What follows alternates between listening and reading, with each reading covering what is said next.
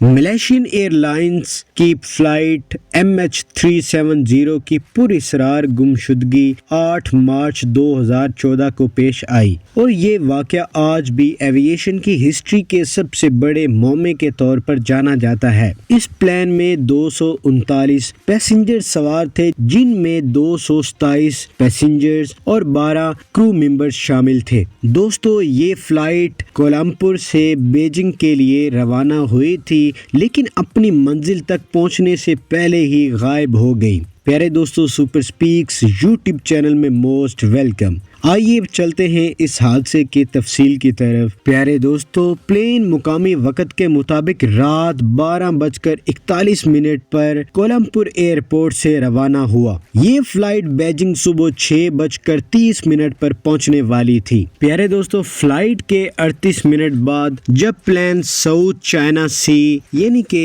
بحیرہ جنوبی چین کے اوپر تھا تو ایئر ٹریفک کنٹرول کے ساتھ اس کا رابطہ ختم ہو گیا تھا۔ آخری بار پلین ویتنام کے ایئر ٹریفک کنٹرولر سے رابطے میں تھا۔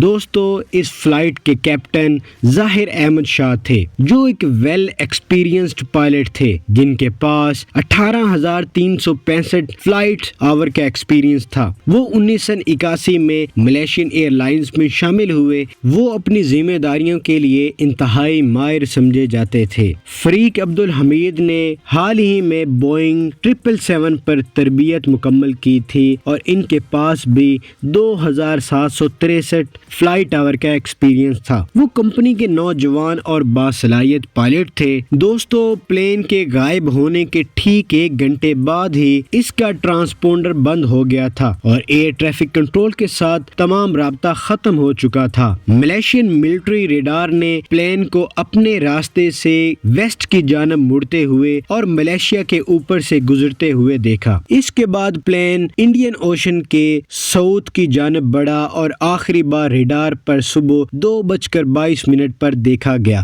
سب سے پہلے ساؤتھ چائنا سی میں تلاش شروع کی گئی، لیکن وہاں سے کچھ نہیں ملا۔ بعد میں سیٹلائٹ ڈیٹا کی بنیاد پر یہ طے پایا کہ پلین انڈین اوشن میں گرا ہوگا۔ یہ تلاش ماڈرن آلات کے ساتھ اور جدید ٹیکنالوجی کے ساتھ کی گئی۔ اس میں 26 کنٹریز نے حصہ لیا، لیکن کئی سالوں تک کچھ خاص پتہ نہ چل سکا۔ پیارے دوستو، 2015 اور 16 میں انڈین اوشن کے مغربی ساحلوں سے پلین کے کچھ ٹکڑے ملے، جن میں ایک فلپرون اور ونگ کے دیگر حصے شامل تھے۔ انویسٹیگیشن کے دوران کیپٹن ظاہر احمد شاہ کے ذاتی کمپیوٹر میں ایسی فلائٹس کی سیمولیشن ملی جو کہ ملیشین ایئر لائنز کی فلائٹ MH370 کی آخری فلائٹ سے مشابہت رکھتی تھی، تاہم اس پر کوئی بھی حتمی فیصلہ نہیں کیا جا سکا۔ پلین کے آلات میں کسی خرابی کی وجہ سے حادثہ پیش آنے کا امکان بھی زیر غور آیا، لیکن اس کے بھی ایویڈنس نہ مل سکے۔ ابتدائی طور پر 2 پیسنجرز پر شک کیا گیا جو چوری شدہ پاسپورٹ پر سوار تھے، لیکن بعد میں ان کا بھی کوئی مجرمانہ تعلق ثابت نہ ہوا۔ ایک ممکنہ وجہ کیبن میں دباؤ کا ختم ہونا